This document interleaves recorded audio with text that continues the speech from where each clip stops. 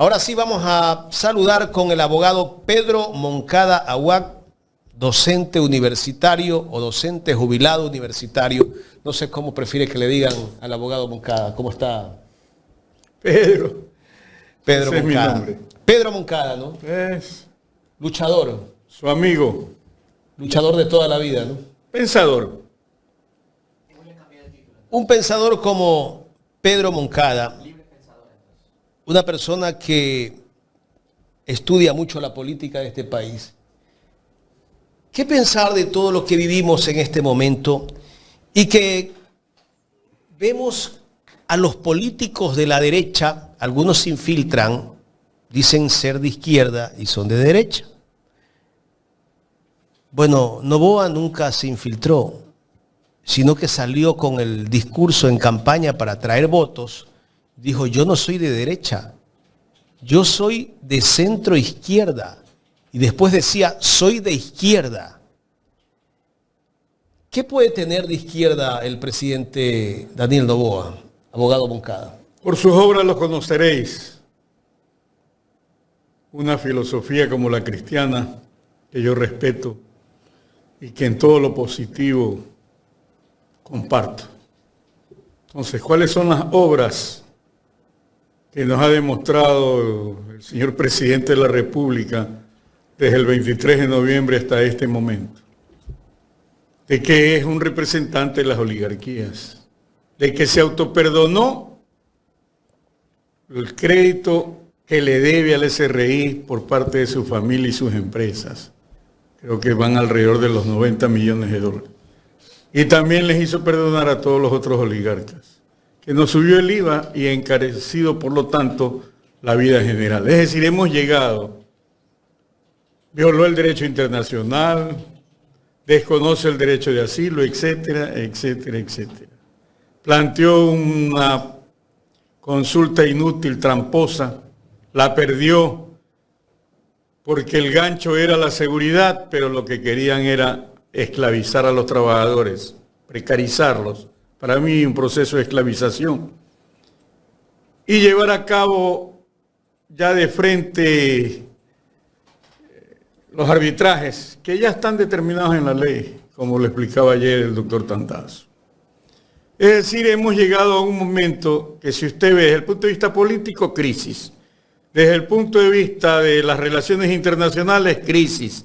Varios países han roto relaciones con el Ecuador. Estamos prácticamente enjuiciados ante la Corte Internacional de Justicia. Ahora, el 1 de mayo, se va a saber los elementos vinculantes provisionales que va a dictar esa Corte. Y vamos a ver, pues, de pronto, en su tosudez o en su estrategia, ¿qué hará el gobierno? De pronto los desconoce, lo cual nos pondría fuera del concierto internacional e institucional de las Naciones Unidas. Es decir, crisis en todos los niveles. Ha hecho eclosión ya este país. Se ha cumplido un proceso de 7 años desde cuando el señor Lenín Moreno no solamente traicionó a su líder, no solamente traicionó a su partido, sino que traicionó un proceso de cambios que mal o bien se daban en el Ecuador. Traicionó una constitución, llamó una consulta inconstitucional, ni siquiera recibió el aval de la entonces Corte Constitucional de Justicia, lo cual es ley.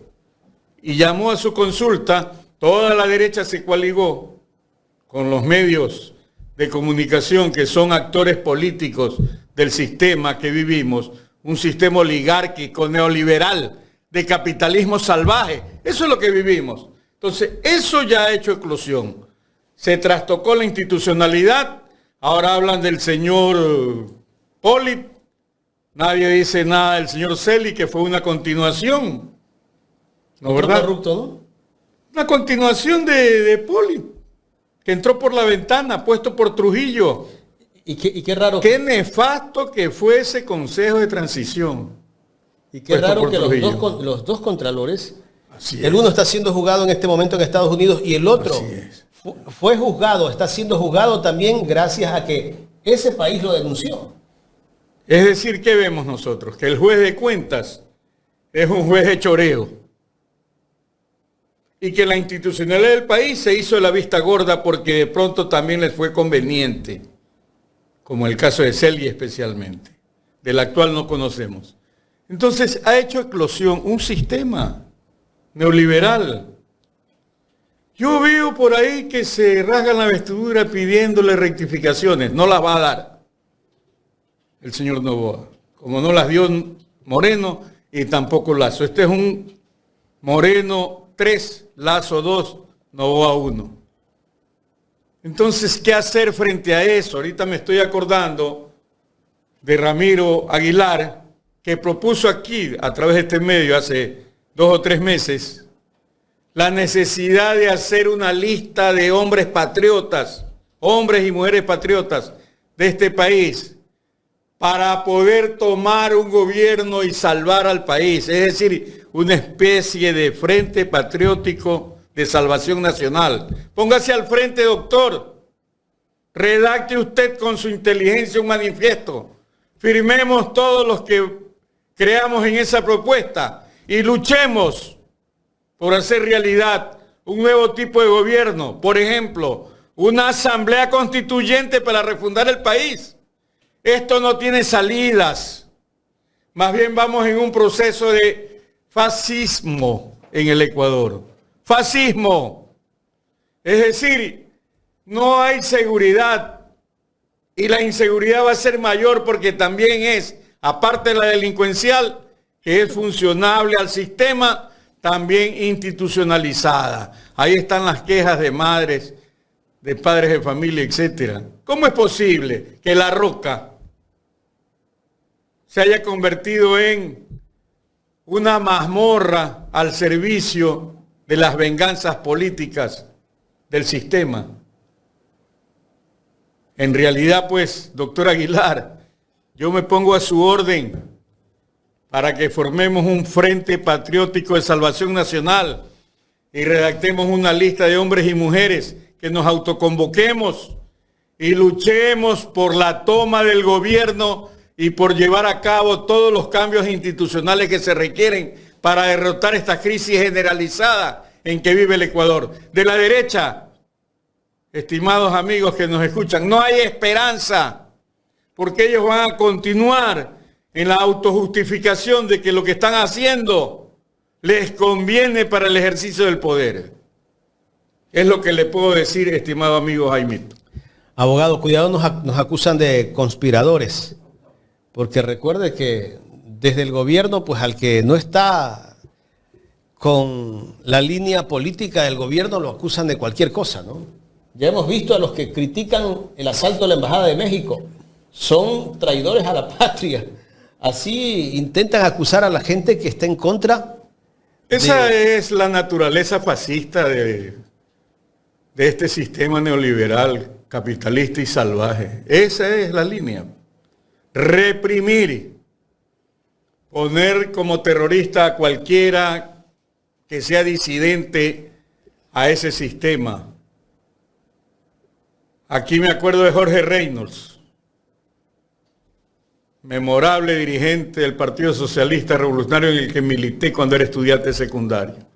Él decía en su bazar, Virginia, aquí tengo al lado mío la colchita, la cobijita, para cuando me vengan a buscar en las épocas de la dictadura militar, etc. Es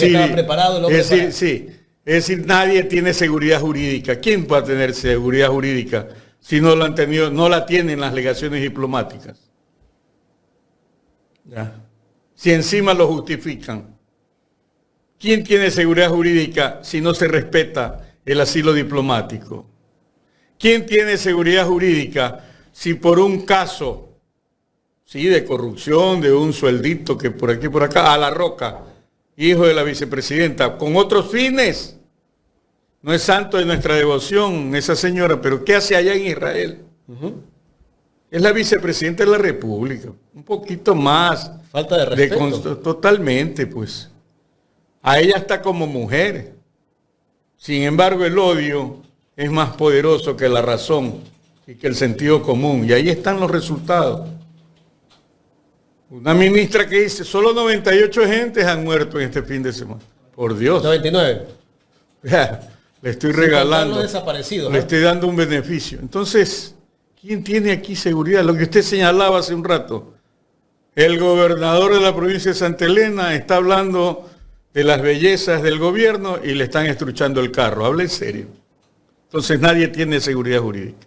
Si no es por el lado de la delincuencia que tiene atemorizado al pueblo y por eso lo lleva al tema de la seguridad para darle carta blanca a la institucionalidad fascista que tenemos, peor pues, el resto de ciudadanos.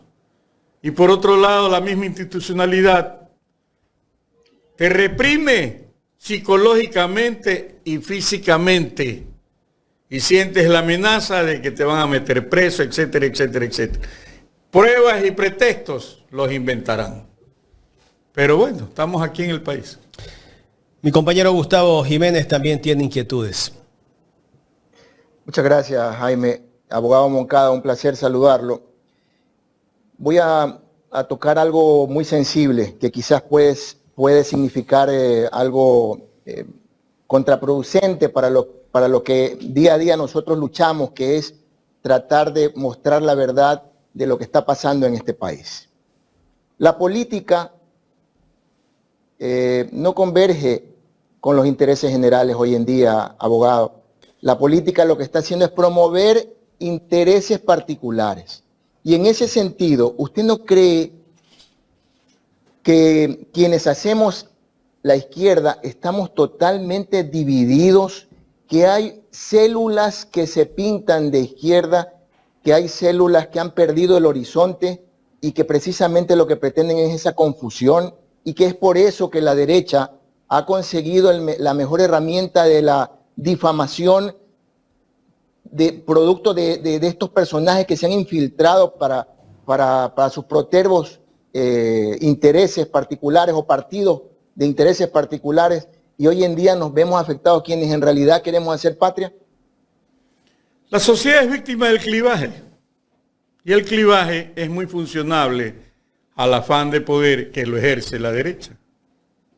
Es un afán de poder, es un ejercicio estratégico del poder desde hace 200 años, con momentos de oasis, como la Revolución Alfarista, como José María Urbina. Yo me acordaba ahora que quieren precarizar, y van a insistir en eso, de José María Urbina, que en 1851 dictó la manumisión de los esclavos, con todas las fallas que tenía. Sí, no se le ha hecho justicia histórica a Urbina, ¿ya? Pero él es el Lincoln del Ecuador, porque dio un golpe a la esclavitud y ahora la quieren implementar nuevamente, porque ese es el sistema que vivimos. Pequeños oasis como la Revolución Alfarista, traicionada por Plaza Gutiérrez, por esta misma derecha, asesinado y asusado por los medios de comunicación, como los actuales.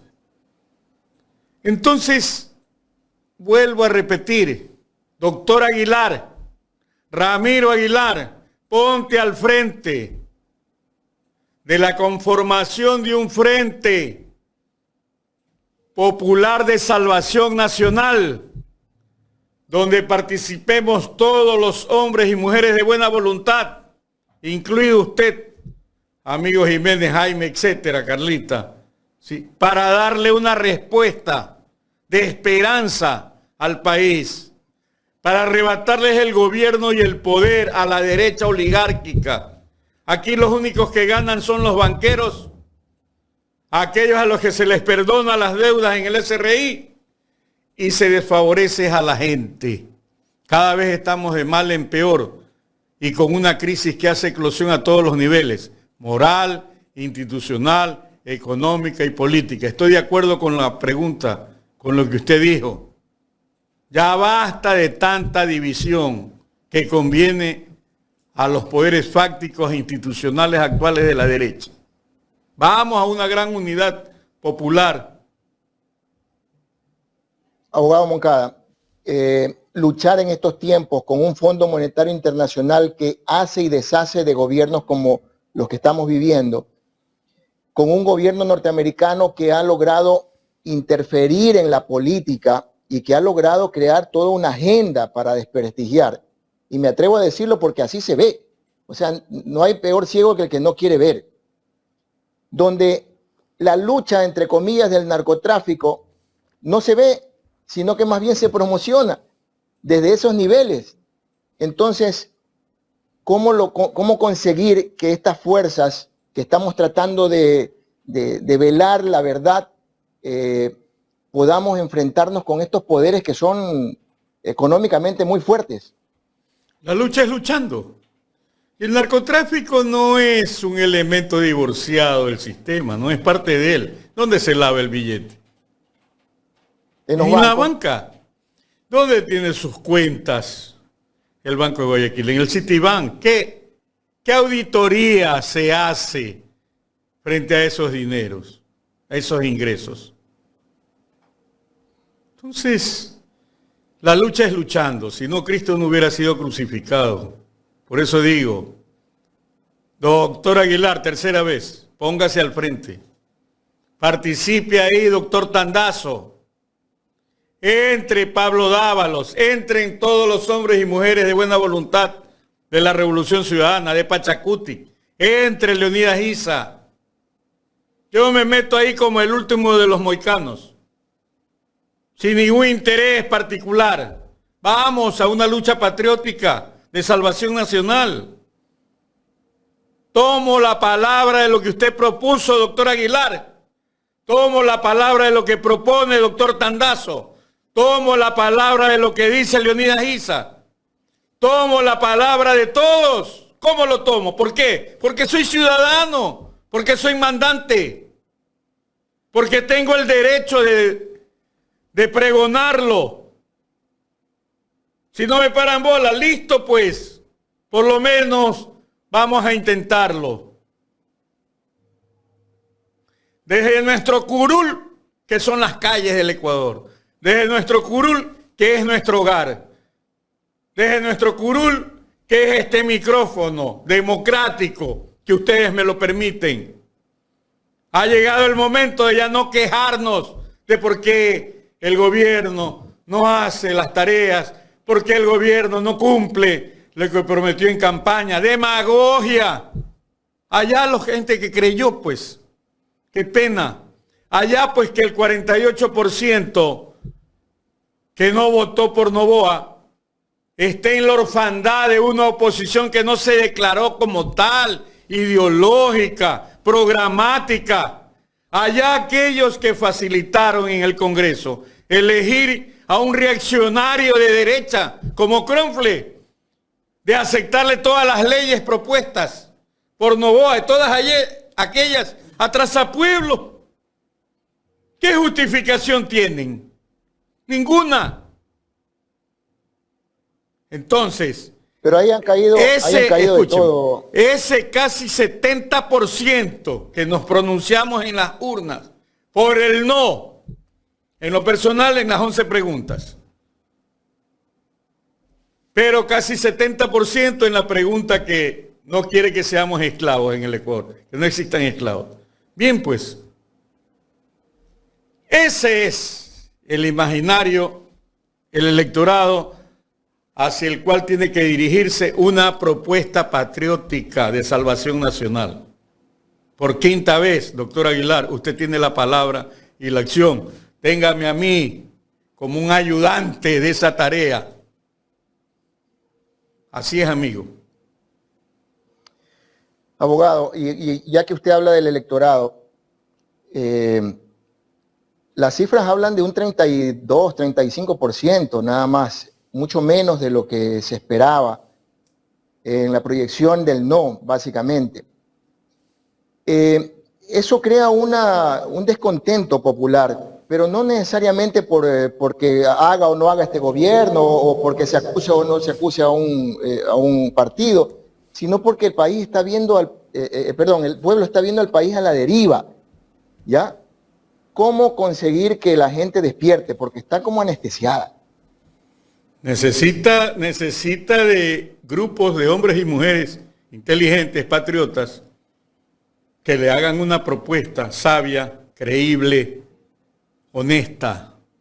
Sexta vez, doctor Aguilar, usted tiene que liderar de manera colectiva una respuesta con un banco de personajes, hombres y mujeres patriotas de este país. Abogado, ¿y los tiempos nos van a dar? Esto es un asunto estratégico. Ojalá pueda todo eso cuajar a marchas forzadas en una candidatura patriótica de Salvación Nacional para febrero del 2025, que le arrebate el gobierno al sistema, con cancha inclinada, árbitro comprado, etc. La lucha es luchando. Simple y llanamente no podemos ser esclavos de la coyuntura. Esto que estoy proponiendo es estratégico. Puede que tenga un resultado inmediato, puede que sea más mediano y largo plazo, pero es una tarea que tenemos que llevar a cabo. Tenemos nosotros, por un lado, discúlpame, por un lado tenemos a un presidente candidato que pretende 4 años más de empeorar las cosas para el pueblo y de mejorarlos para su clase oligárquica. Frente a eso hay que dar una respuesta. Entonces nada de calceta al empate, es el todo por el todo. Así tienen que ser los procesos de cambio, pues. Así se han llevado a cabo las transformaciones fundamentales de la sociedad. Eso es lo que tuvo que hacer Alfaro. Yo soy un alfarista, no de palabra. Creo que con un conjunto de jóvenes, con Arturo Jarrín a la cabeza, lo demostramos poniendo el pellejo de por medio. Entonces, me anoto como tropa de esa lucha que estoy diciendo quiénes la pueden dirigir, si es que tienen los arrestos y la valentía de hacerlo, de mojarse el poncho. Y hasta cierto punto tendríamos que dejar la comodidad del statu quo que nos brinda también el sistema. Totalmente de acuerdo, abogado Moncada, con sus Entonces ya somos 2, y creo que Jaimito, que no se ha anotado, ya seríamos 3, y Carlita y qué sé yo. Abogado, ¿y cómo? ¿Qué dice, pues? ¿Cómo involucrar a los jóvenes a la política? Esa es la preocupación que tenemos todos. O sea, yo veo que hay una desconexión total de los jóvenes. Yo no sé si es algún propósito desde los mismos intereses de la derecha, porque resulta que en este país, en algunas partes, usted va a algunas casas, ¿no? Es prohibido hablar de política. Sí, no se habla de política y le hacen creer a los jóvenes que meterse en eso es como meterse en un problema. ¿A qué es parte del statu quo y de los intereses de la derecha, despolitizar las mentes para ellos nomás tener un sistema forjado, político, atrasado, conservador, atrasapueblo. Bueno, hay que luchar, pues. ¿Y qué pasa? Ahí estuvieron los jóvenes en masa votando. En Quito. Ya. En la consulta sobre el Yasuní. Sobre el Chocó. Andino. Ahí están los jóvenes. ¿Ya? El Yasunidos, etcétera. Pero no voy a coincidir con el doctor Tandazo, no voy a coincidir. Lo respeto tanto por ser tan sabio también, pero bueno. ¿Usted no cree que los cree jóvenes, en la unanimidad? Sí, ellos hacen política. ¿No cree que los jóvenes deben de espabilar más? Sí, pero depende de cómo le plantees las cosas y en qué lo involucres. Pero si los jóvenes sienten que simplemente los quieren manipular y los quieren usar, ¿por qué deben reaccionar positivamente frente a un sistema de viejos? Porque este es un sistema de viejos. Porque este es un sistema viejo, envejecido, anacrónico, que ya no da más. Tiene que haber respuesta para que los jóvenes entiendan que no se trata simplemente de poner un presidente de edad de joven con ideas recontraviejas, anacrónicas, arrugadas, imperfectas, que solamente le sirve a su entorno familiar y oligárquico. Eso es. ¿Qué responsabilidad tiene la academia de todo lo que vive el Ecuador? Da pena la academia Usted en viene de general. Sí, tratamos de hacer labor lo más posible. La academia como institucionalidad debe opinar, pues. Debió opinar frente a la consulta. Solamente la Universidad de Cuenca dijo algo. ¿Y el resto? ¿Hay un temor tal vez? Hay un oportunismo acomodaticio, pues. No se No es quiere que mojar el ya polvo. no se elige a los rectores por parte de la academia, no hay autonomía universitaria. Ya no, pues, ya no hay consejos directivos de las facultades. El rector se eligió en una elección, la última, anteriormente determinada por las intervenciones, una intervención, digamos que más o menos progresista, y la segunda intervención, la de Pazle, de derecha. Se enconchó a la universidad, no hay ninguna opinión. Y el que opina, chao. Es decir, ha habido un proceso de fascistización a todos los niveles de la sociedad. No es solamente en la universidad, no es solamente en la política, no es solamente en el tema de la seguridad. Estamos a merced de lo que puedan decidir la fuerza pública. Un sistema de represión, de fascismo.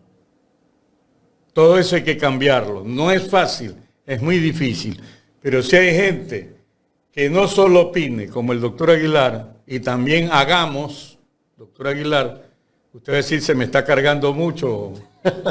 No, es que él lo propuso. Sí, él lo propuso aquí. Listo, pues, doctor, usted está en lo cierto. Vamos adelante.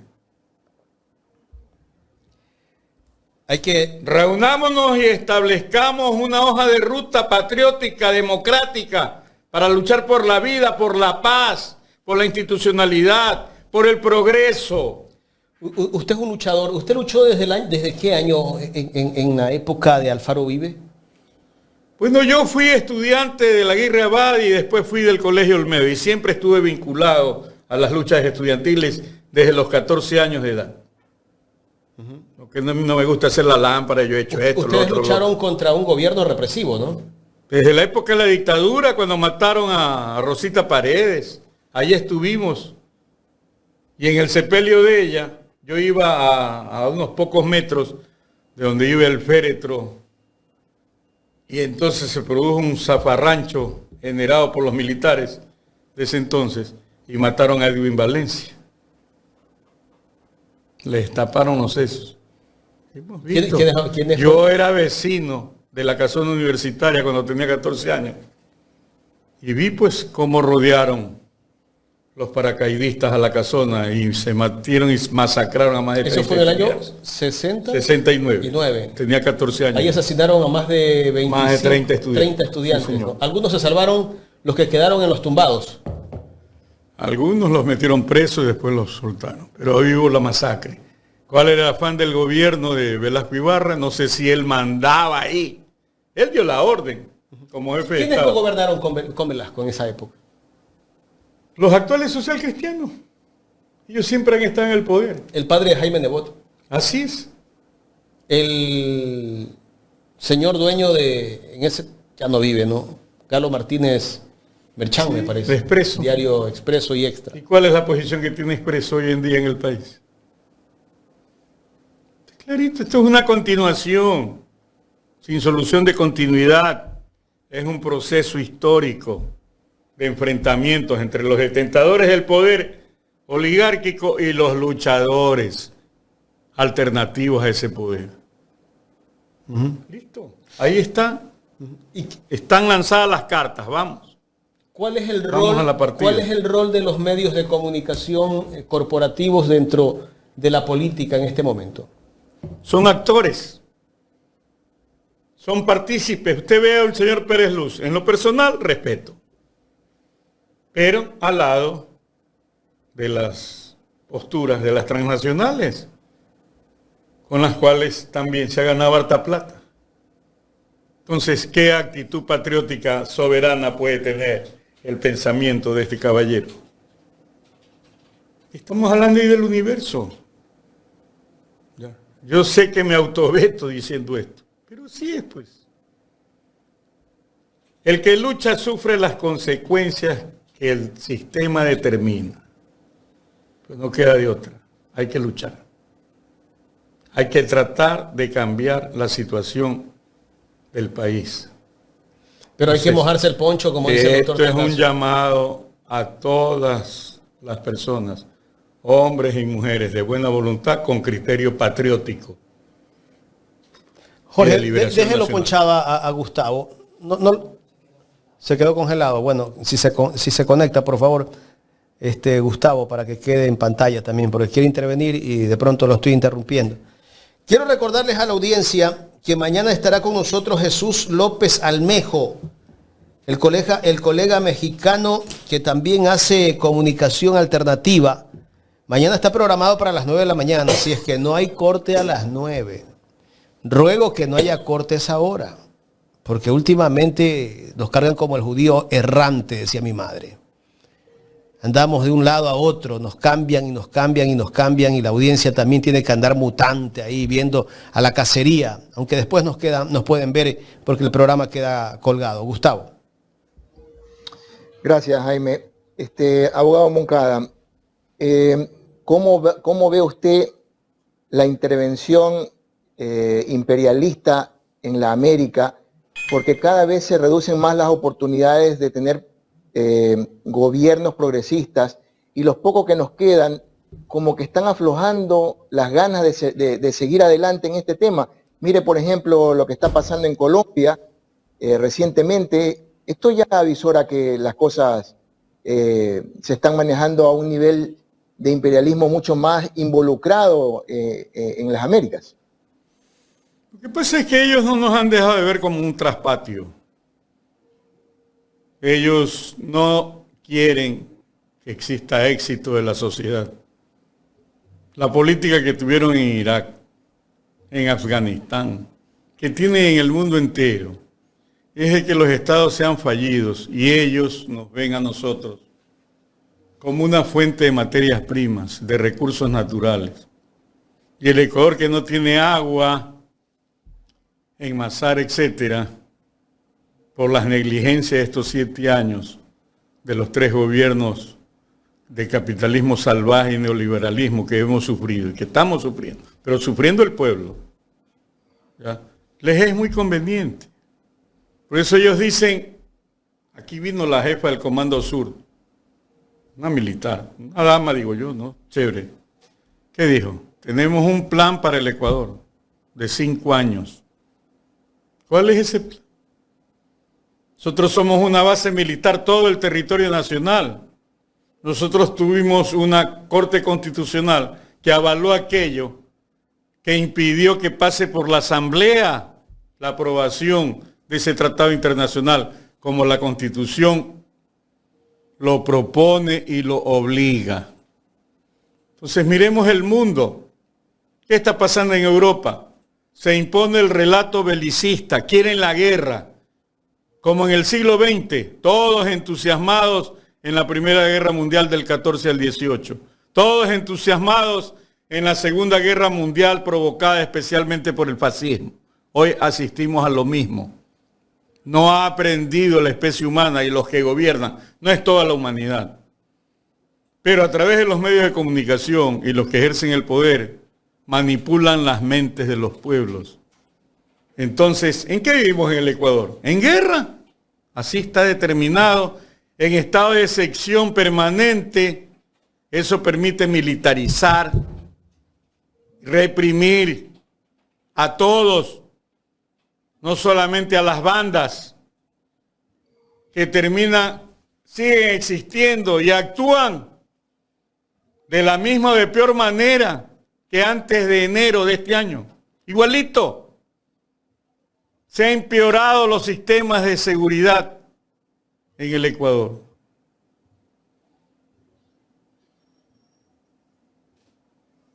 De acuerdo. Hablábamos hace un momento sobre involucrar a las nuevas generaciones en esta lucha que necesita nuestro país específicamente para poder enrumbar por lo menos las ideas, los propósitos y las proyecciones de un nuevo Ecuador o de un Ecuador diferente. Pero esto de las tecnologías creadas precisamente desde el norte para acá, mantienen a esta juventud totalmente desinteresada de lo que ha sido la historia. Lo que usted contaba hace un momento, ya a los jóvenes no les interesa, lo ven como lejano, como que eso fue una época que no pueden volver a vivir. Vean lo que pasó en Quito, unos estudiantes salieron a protestar hace poco y fueron reprimidos. Hace unos 12 o 14 años atrás, los estudiantes salían a las calles, les tiraban bombas, piedras, los cogían presos, hasta les volaban un ojo y ahí estaban en la calle. Y mire ahora los jóvenes de hoy, totalmente desinteresados. ¿Cómo lograr conseguir que se involucren? Porque, insisto, es como que han anestesiado ahora con las redes sociales a esta juventud que poco le interesa su propio porvenir. Es que venimos en un proceso de aislamiento social. La pandemia, las crisis, la crisis energética. Depende, pues, qué respuesta les damos los adultos a las necesidades y a los intereses de los jóvenes. ¿Cómo los involucramos? ¿Cómo dejamos de verlos como un instrumento para montarnos encima por intereses políticos concretos, de gobierno, de mando, de partidos? Hay que pensar, pues, como los jóvenes. Hay que articular a esos jóvenes, que tengan sus propias formas de expresión. Acuérdese, yo creo que Negri debe venir en auxilio del pensamiento crítico del Ecuador en sus obras Imperio y Multitud. Los jóvenes son parte de la multitud, como se expresaron en el 2014 en Brasil. No fueron liderados por un partido político ni un dirigente, y sin embargo le dieron un buen revolcón al sistema político del Brasil. Lo que ocurrió en Chile hace poco tiempo y en Colombia también. ¿Sí? Es decir, expresiones multitudinarias de los jóvenes especialmente. De tal manera que puede ser que momentáneamente estén anestesiados, pero son muy sensibles a las injusticias que experimentan y que ven que ocurren en la sociedad. De tal manera que para mí hay una enorme esperanza de la participación de esos jóvenes, pero depende de nosotros. ¿Qué le plantean los partidos políticos que participan en el proceso de este sistema democrático representativo? ¿Qué? ¿Qué le plantean desde la Asamblea Nacional? ¿Qué le plantean desde el Ejecutivo? ¿Qué ejemplo ven desde las Cortes de Justicia? Preguntémonos eso, las respuestas que lo dé la gente.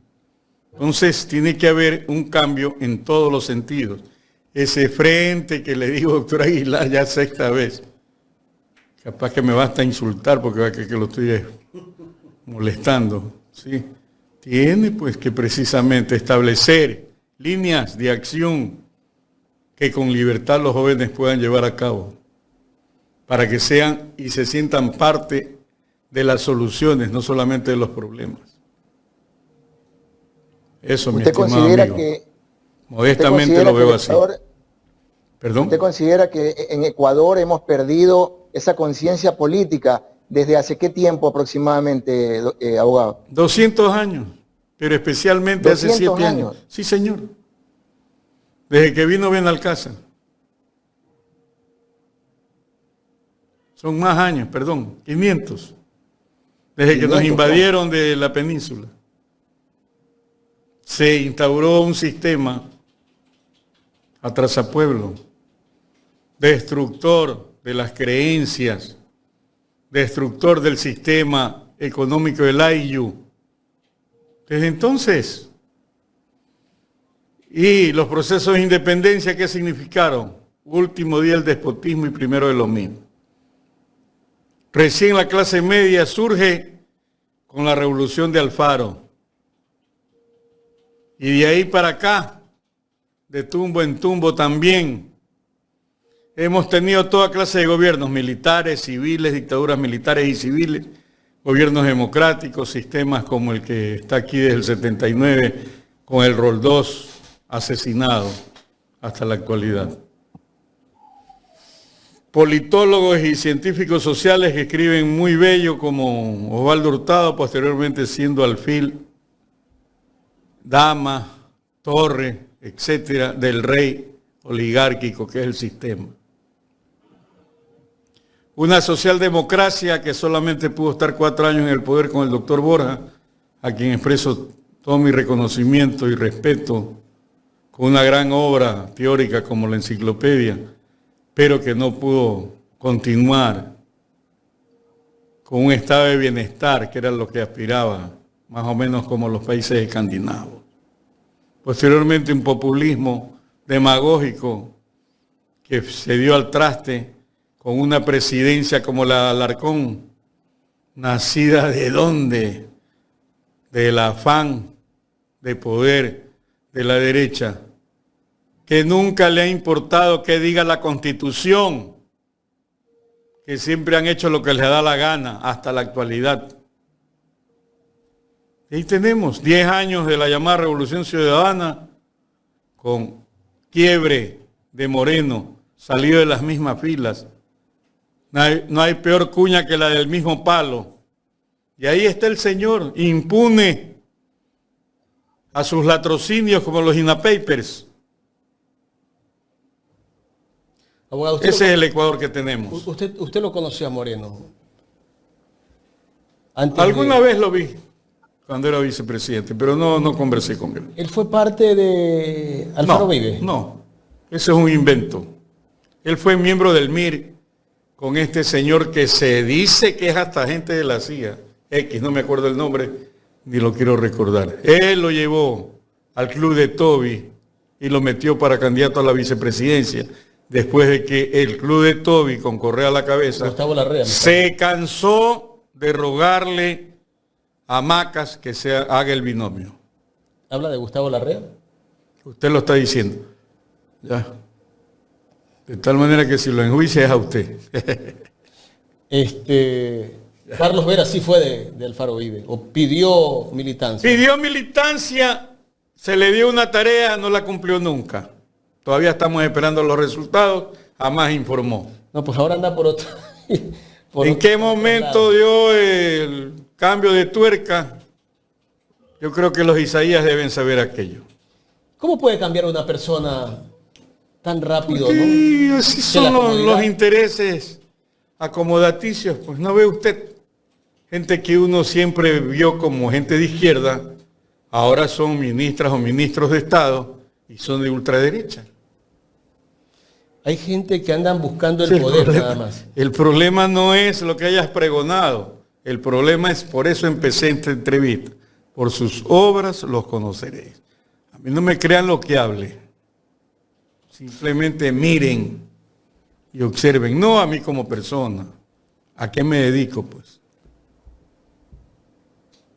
Abogado, ¿ustedes por qué tomaron el legado de Alfaro? ¿Qué les llamó la atención a ustedes? Porque queríamos tener una guía y una conducción nacional. Y estábamos cansados de siempre estar reivindicando con todo el derecho y el respeto de personajes a los cuales respetamos, internacionales. Lenin es Lenin porque supo dirigir una revolución como la rusa, pues no aunque posteriormente, Ulyanov. Stalin trastocó todo el proceso. Mao es Mao. Aunque yo tengo mis críticas también, discúlpenme, soy así de atrevido en la historia. Las revoluciones que no han sabido revolucionarse, que se han vuelto conservadoras, porque han tenido que en la conservación del poder no reciclar sus procesos de cambio. Entonces nosotros dijimos, en el Ecuador, veamos cuál es la historia, así nazcamos de la historia del Ecuador. Entonces pudimos ver todo lo que significó la gesta alfarista, los chapulos, Nicolás Infante Díaz, Carlos Concha, etcétera, la hoguera bárbara. Vimos que esa revolución quedó inconclusa. Bueno, ahí está la revolución alfarista, como una propuesta. Y la obra más importante que hizo Alfaro fue Fueron terminar muchas. el ferrocarril. Esa es una. Una de las tantas. Es decir, ante un país aislado entre sí, el ferrocarril significó unir a la patria, territorialmente, económicamente, socialmente, políticamente. Un acierto. La liberación de la mujer. ¿Qué era la mujer antes del alfarismo? Una esclava doméstica. Sigue existiendo el machismo, el patriarcalismo, pero Alfaro reivindicó a la mujer. Matilde Hidalgo de Procel, la primera funcionaria pública, doctora, etcétera, ¿ya? Valiente en medio de una sociedad prejuiciada, machista, supo abrirse paso. No le hemos hecho realmente pues justicia a esa figura. Ella, Manuela Sáenz, Dolores Cacuango, deben ser reivindicadas. Debe haber un movimiento de mujeres también, pero que no se ampare en un feminismo de revanchas contra el machismo, no. Que cuestione todo, pero que sepa que tiene que integrarse. Entonces, ¿cuál es el llamado? Doctor Aguilar, jóvenes, mujeres, montubios, negros, indios, mestizos, empresarios progresistas. Somos la mayoría. Se demostró en el 21. El 70% votó por un cambio. Creía que era a través de la izquierda democrática que debería cambiar la primera palabra y convertirse en derecha dictatorial. A través de Pachacuti, que terminó vendiéndose esa dirigencia de Marlon Santi, Llori, etcétera, se vendió al gobierno de Lazo. Es decir, traicionaron la posibilidad concreta de ir a un proceso de cambios. Abogado, déjeme... Y ahora se repite el 70%. Déjeme agradecerle, abogado, a Zeus, que ha hecho el regalo de 50 membresías. Gracias, Zeus. Y también a Rommel Pinos, que ha hecho un aporte. Ya para ir terminando el tema de Alfaro, ¿qué pasaría si en este momento viviéramos la época de Alfaro? Alfaro estaría en pie de lucha, simplemente. ¿Ya? Si ya viejito de 70 años se vino de Panamá para ponerse al frente de la lucha. Sin embargo, fue cogido y en el mismo ferrocarril que él tanto hizo con forma tan honesta y honrada, y el comercio le decía que era ladrón. Pasa lo mismo ahora con otros personajes. Diario El Comercio. Sí, Diario El Comercio. Diario El Comercio es el autor intelectual de La Hoguera Bárbara. Hablemos la plena. Hay que recoger las crónicas de la época, cómo asusaban para que se asesine a Eloy Alfaro y sus tenientes. Abogado, quiero entrar rápidamente a un análisis del tema de México. En México se vienen elecciones en los próximos meses. El partido de AMLO, de Andrés Manuel López Obrador, Morena, es uno de los partidos favoritos. Va con una amplia ventaja, pero allá también los grandes medios de comunicación están buscando pues tratar de descalificar esa candidatura de Claudia Sheinbaum, si no me equivoco, porque es un movimiento progresista, es un partido progresista, casi que lo que está ocurriendo en el mundo. No les pida menos a la derecha. Aquel que espera que no seas malita derecha, tenga un poco de piedad, es por gusto, pues. Yo aquí escuché hace un rato la invocación a que el gobierno mejore su quehacer democrático. Es por gusto pedir eso. Seguramente el pueblo mexicano va a elegir a quienes realmente identifica como la posibilidad de un cambio. Pero no le pidan menos a la derecha. Una derecha que se ha atrevido hasta aplaudir la violación a la soberanía mexicana por parte de esta gente que no tiene ningún obstáculo mental, ni jurídico, ni nada, para hacer lo que les da la gana. Con la venia seguramente los gringos, que cambiaron 2 veces de su punto de vista, cuando tibiamente al inicio decían que por aquí, que por acá, que conversen. ¿Qué vas a conversar una vez que te han dado palo? ¿Qué puedes conversar? Veamos qué pasa el 1 de mayo y qué respuesta. Primero, qué ocurre. Y segundo, qué respuesta a la decisión vinculante de la Corte Internacional de Justicia da el Estado ecuatoriano.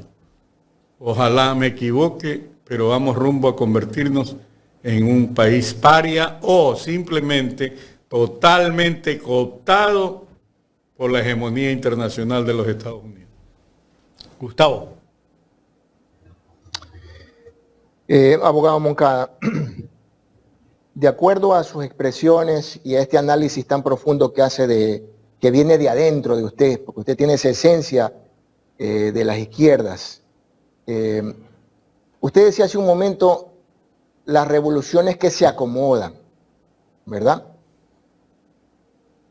¿Cómo usted evaluaría la actual revolución ciudadana? En la que, por ejemplo, le voy a poner un ejemplo muy evidente. Hasta el momento estamos esperando saber cuál es el resultado de ese comité de ética sobre aquellos asambleístas que votaron a favor de leyes que perjudican a la población en general. Ese acomodo es a donde lo tiene actualmente en el margen de popularidad la Revolución Ciudadana, y hablo de ese 40 y pico %, porque hay un margen mayor que no todo está con este gobierno, simplemente por odio no están con la Revolución Ciudadana, pero están dispersos. ¿Qué evaluación da al respecto? Bueno, yo creo que la Revolución Ciudadana es un partido fuerte en el país. Pero preguntémonos, pues trabajó la directora nacional, que era en la campaña electoral, la señora Aguinaga, actual prefecta. ¿Trabajó por esa candidatura o trabajó por la candidatura de la tía? ¿O trabajó por la candidatura del estudio Meller, donde se formó? ¿Es de derecha o es de izquierda? ¿O qué es? Era la directora nacional, pues, puesta por Correa. Trabajó por la candidatura, trabajó por el 48%.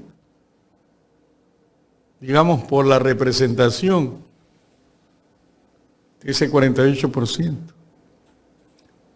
Entonces, de ahí para abajo, pues, si usted tiene una directora nacional de derecha, yo no sé, pues, quizás nos explica lo que ocurre, lo que ha ocurrido en la Asamblea Nacional. Un partido funcionable a los intereses de la oligarquía. Ahí está Kronfle de presidente. Kronfle podría haber sido presidente sin los votos de la Revolución Ciudadana, pero yo no voy a avalar, pues, soy oposición. Tandazo creo que nos explicó. Yo siempre pienso que no tengo ideas súper soberanas. No, yo me baso también en lo que dicen. Aguilar, después Tandazo decía que debe haber una oposición ideológica, que el 48% que no ganó las elecciones en la segunda vuelta se sientan representados, ser auténticos. ¿Es pedir Pérez al Olmo? No creo. Tienen tiempo de rectificar. Ahora que se viene el proceso electoral del 25, tienen que así demostrarlo. ¿Cuándo declararon la oposición? Está clarito, pues. Antes de declarar la oposición, ¿qué eran? ¿Cogobernantes entonces, pues? ¿Cuándo declararon la oposición? En el asunto tan lamentable de ese asilado político secuestrado en la embajada. Ahí recién. Y antes, entonces, ¿qué eran? El pez muere por su propia boca. Rectifiquen. No solo eso. Rectifiquen. Siempre hay la posibilidad de rectificar. Es como digo yo, el peor delincuente puede ser rehabilitado. Yo creo que sí, pero ¿qué acaban de aprobar? Acaban de aprobar que tenga que cumplir la pena todos los días. Entonces, ¿qué me van a decir? Que los no sé cuántos miles de presos, todos son jefes de banda y tienen que podrirse en la cárcel. No, pues, un proceso de cambio es humanista también, pues. Tiene que haber rehabilitación social. Acaba de ser derogada el criterio de la rehabilitación social. No sé qué va a significar aquello. Hacinamientos, más hacinamientos en las cárceles. No hay una política real de seguridad en las cárceles. Vamos a tener entonces un caldo de cultivo para que florezcan las actuales y nuevas bandas, como el narcotráfico en Colombia. De acuerdo. Y hacía esta referencia porque usted muy bien lo ha explicado, abogado, pero un hecho muy evidente. Aquí en este programa hemos entrevistado a varios de la Revolución Ciudadana y les hemos preguntado sobre su postura respecto a la consulta. Antes, ¿por qué votará? Bueno, yo votaré por por 2 o 3 del referéndum. ¿Y el resto? Bueno, lo dejo para que el pueblo elija. Y justo un día antes o el mismo día de la votación salen con la papeleta de decir todo no. Un día antes o el mismo día de las elecciones. Entonces usted lo ha definido perfectamente. Ahí hace falta una revolución dentro de la propia RC5. Escuché que dijeron que bajo el pretexto de no causar más gasto, que ni siquiera se inscribieron por el no. Oiga, eso del no en esas dos preguntas es heroico. Ya, el gobierno gastó millones de dólares de los ecuatorianos, no es de la chequera del presidente, para propagandizar su sí. Sin embargo, esa es la parte que tenemos que rescatar. Casi un 70% de los electores dijeron no. ¿Quién se puede arrogar eso como un triunfo? El mismo pueblo en esa parte. Y en lo otro, en la de seguridad, ¿quién ganó? Las Fuerzas Armadas, no el gobierno. Tienen carta blanca para hacer lo que les da la gana en este país y autojustificarlo. Es decir, el fascismo está a la puerta, si es que no está ya implementado.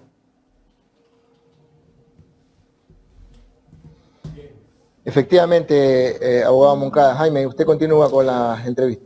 No, simplemente agradecerle al abogado por haber venido a estudios después de 3 meses, creo que hace 3 meses conversamos en este panel. Esperamos seguirlo teniendo por acá, por lo menos cada 2 meses al abogado Pedro Moncada para seguir hablando de temas coyunturales que vive el Ecuador. Cada que su generosidad me invite, entonces yo estaré por aquí. Gracias. El abogado... Yo voy solo donde me invitan. No ando tocando en ninguna puerta. Oye, entrevístame, no seas malo. No. No, pues usted siempre va donde lo invitan. Así es. Lo que pasa es que a veces no puede venir también, pues está complicado el abogado con la agenda.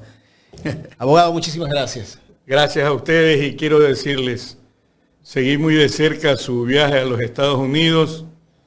Conozco, porque tengo amigos en el exterior, de lo importantísimo que fue la presencia de este espacio allá con los migrantes. Y yo digo, están en lo cierto, sigan adelante. Son una esperanza, son una concreción, no son un proyecto ya. Son una alternativa. Y llámelo al doctor Aguilar y dígale, a ver, pues que me pare bola lo que le estoy proponiendo, que se ponga al frente. Lo mismo el doctor Tandazo, que es excelente, pero tiene que pensar que él no es una gaviota en el mundo, sino que es parte de un cuerpo social de lucha. Abogado, antes de que se vaya, tengo una inquietud del economista Víctor Andrade, que se la voy a transmitir. Dice, Moncada, mi respeto, pero equivocado. Hoy en el momento histórico, solo una base social organizada podrá vencer y mantener lo logrado. No es cuestión de reunirse notables.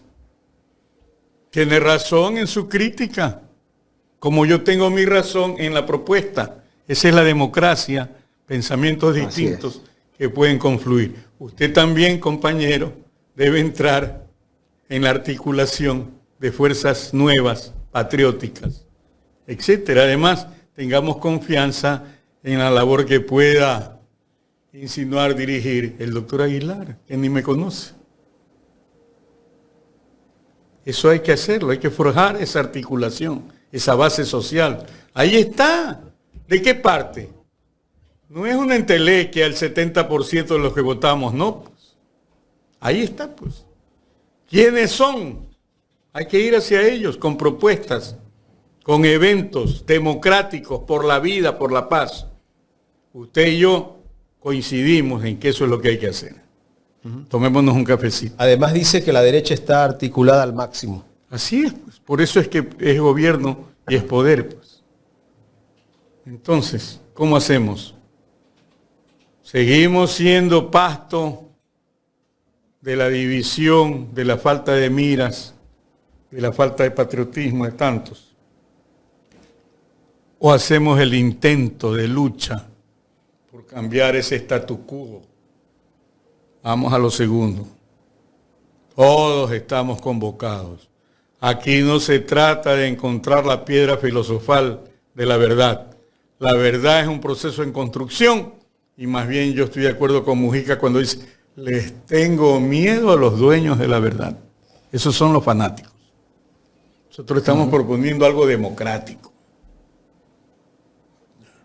No nos estamos poniendo allá adelante con protagonismo, como jefes. No. No hay jefes. Hay un liderazgo colectivo. Esos notables que menciono son parte de un liderazgo colectivo. Es una multitud, pero tienes que empezar por algo. Ya por el momento ya estamos aquí, 3. Sé que el doctor Aguilar se va a mojar el poncho. Tandazo igual, etcétera, etcétera. Ya somos algunos. Si Jesucristo, para llevar a cabo su revolución cristiana, necesitó 12 y eso que lo traicionó 1. Después fue manipulado todo, los romanos hicieron religión oficial del imperio, el cristianismo, porque no los pudo derrotar a pesar de todos los crucificados en Roma, a la cabeza San Pedro, como le llaman. Lo mismo. Vamos a una lucha contra un sistema despiadado, oligárquico, mundial. No es fácil. Juan Carlos Monedero, hace algún tiempo lo entrevisté, y él nos decía que los partidos políticos de izquierda, el progresismo, ha llegado al poder, pero resulta que cuando llegan al poder se olvidan del trabajo político. Y por eso es que son derrocados los gobiernos.